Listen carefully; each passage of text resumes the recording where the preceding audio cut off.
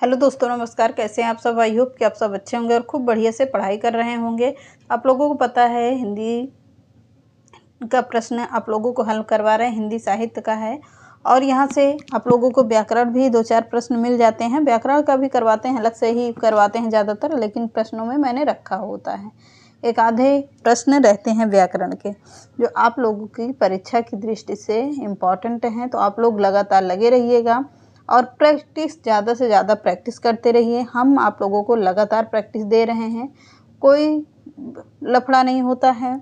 हमारी क्लास में आप लोगों को थोड़े समय में बहुत सारे प्रश्न देखने को मिलते हैं जो आप लोगों के परीक्षा में पूछे जाने वाले प्रश्न होते हैं। चुनिंदा प्रश्नों की श्रृंखला होती है, तो आप लोग बढ़िया से पढ़िए, मन लगा कर पढ़िए और जितना ज़्यादा से ज़्यादा हो सके प्रैक्टिस करिए।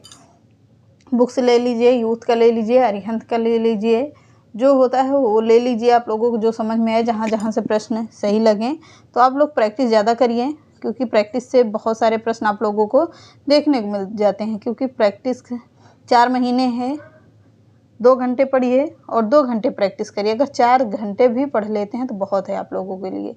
तो चलिए आज के सेशन को स्टार्ट करते हैं। आज के सेशन का बहुत ही ज़बरदस्त प्रश्न देखते हैं। अपभ्रंश के प्रथम महाकवि हैं। अपभ्रंश के प्रथम महाकवि कौन हैं? तो अपभ्रंश के प्रथम महाकवि हैं स्वयंभू। कौन होंगे? स्वयंभू जी हैं। बहुत ही इम्पोर्टेंट हैं ये। अपभ्रंश के प्रथम महाकवि के रूप में जाने जाते हैं स्वयंभू को। अपभ्रंश का प्रथम कण्वक बद्ध है। कह रहा अपभ्रंश का प्रथम कण्वक बद्ध पयुमचर्यु। पयुमचर्यु स्वयंभू के 7 चौपाइयों के बाद एक दोहा क्रम रचना में मिला है, उसे ही क्या कहा गया है? कण्वक बद्ध कहा गया है। किसमें मिला है? पयुम चरित्र स्वयंभू की जो रचना है। अगला, अपभ्रंश के प्रथम ऐतिहासिक व्याकरण के रचनाकार कौन होंगे? अपभ्रंश के प्रथम ऐतिहासिक व्याकरण के रचनाकार कौन होंगे? हेमचंद्र हैं। कौन होंगे? हेमचंद्र हैं। अगला, हिंदी के प्रथम महाकवि कौन है? तो हिंदी के प्रथम कवि पूछ रहा है सराफा 9वीं सदी के कवि माने जाते हैं। कौन? सराफा को 9वीं सदी का कवि माना जाता है, जो हिंदी के प्रथम कवि हैं। अगला, हिंदी में दोहा चौपाई का प्रथम प्रयोग हुआ है। किसमें हुआ है? तो हिंदी में दोहा चौपाई का सर्वप्रथम प्रयोग किया गया है सराफा की रचनाओं में। किसमें? सराफा जी की रचनाओं में किया गया है।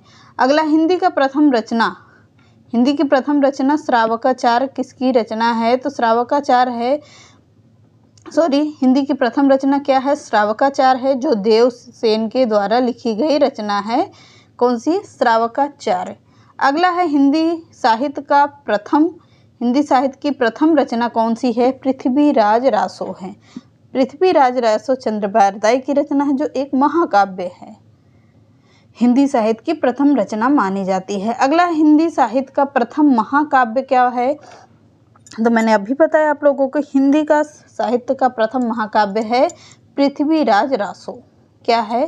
पृथ्वीराज रासो ही है, जो चंद्रोपाध्याय की रचना है।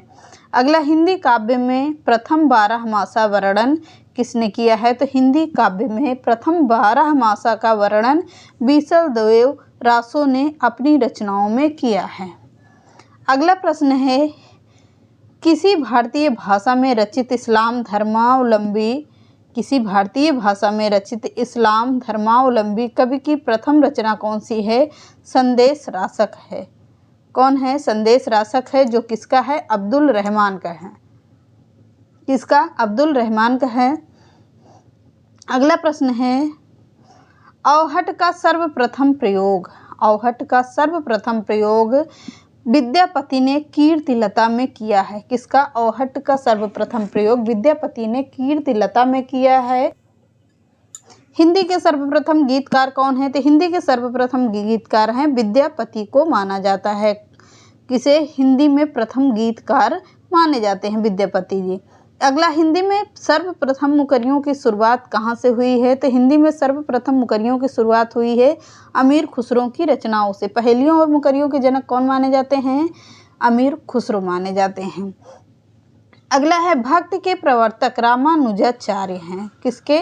भक्ति के प्रवर्तक हैं रामानुजाचार्य हैं।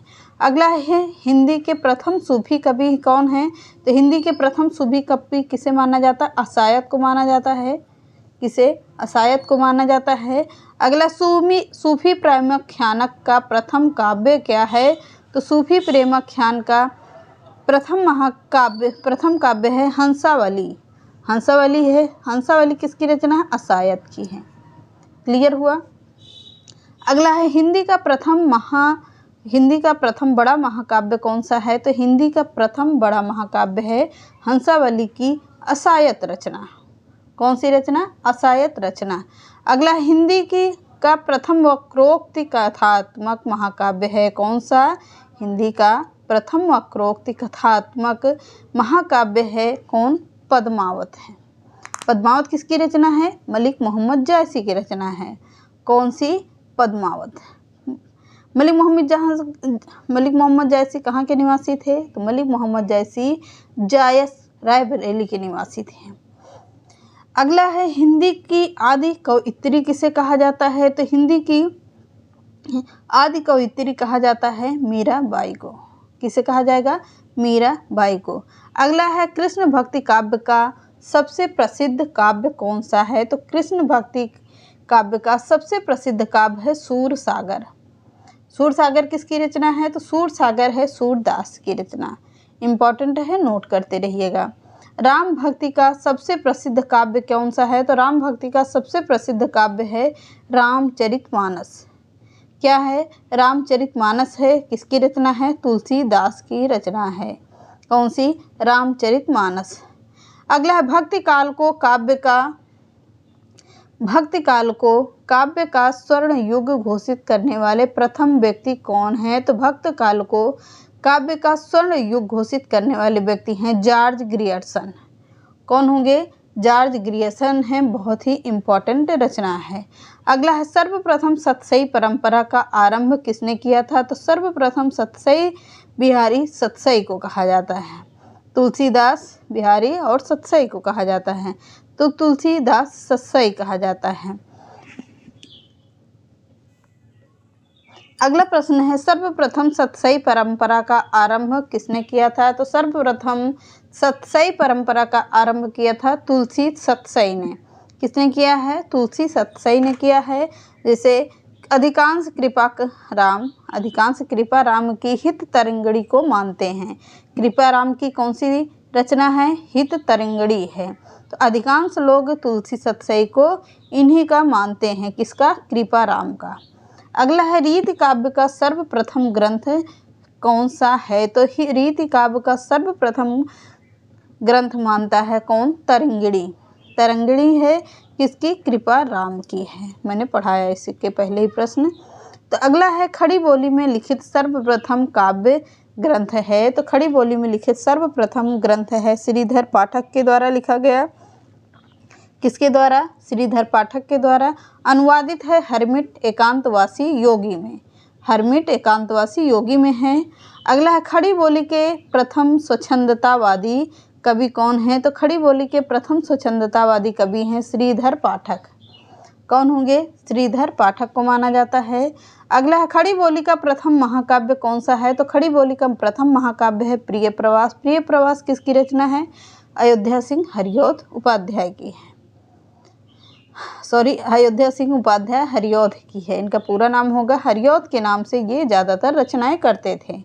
अगला है, गीत काव्य शब्द का सर्वप्रथम प्रयोग लोचन प्रसाद पांडे ने कुसुमन माला की भूमिका में किया है।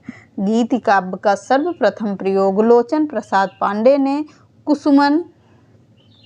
कुसुमन माला की भूमिका में किया है। इम्पॉर्टेंट हैं सभी प्रश्न, नोट करते रहिएगा। छायावादी की प्रथम कृति कौन सी है? झरना है। झरना एक किसकी रचना है? जयशंकर प्रसाद की रचना है। कब की है? तो 1918 ईस्वी की रचना है। अगला है, शुक्लानुसार छायावाद का प्रथम प्रतिनिधि कवि कौन है? तो शुक्लानुसार छायावाद का प्रथम प्रतिनिधि कौन होंगे? कवि पंत है। सुमित्रानंदन पंत को कहा जाता है। क्लियर हुआ? आगे बढ़िए। मुक्त छंद का प्रथम प्रयोगकर्ता कौन है? तो मुक्त छंद यानी कि उनकी रचनाओं में ऐसे कवि कौन से हैं जिनकी रचनाओं में छंद नहीं रहते थे? तो कौन होंगे? कि कौन सी रचना के बारे में कह रहा है? किसका? निराला जी की रचना में। निराला जी की कौन सी रचना है? जूही की कली। अगला है निराला की प्रथम रचना कौन सी है, यानी निराला की प्रथम कविता कौन सी है? तो कौन सी है? जूही की कली है। कौन सी रचना? जूही की कली है। ये रहे आज के 32 प्रश्न जो इम्पॉर्टेंट हैं। आप लोग इसको नोट कर लीजिएगा। मिलते हैं नेक्स्ट क्लास में। चैनल पसंद आता तो लाइक, सब्सक्राइब एंड शेयर करिएगा। नमस्कार।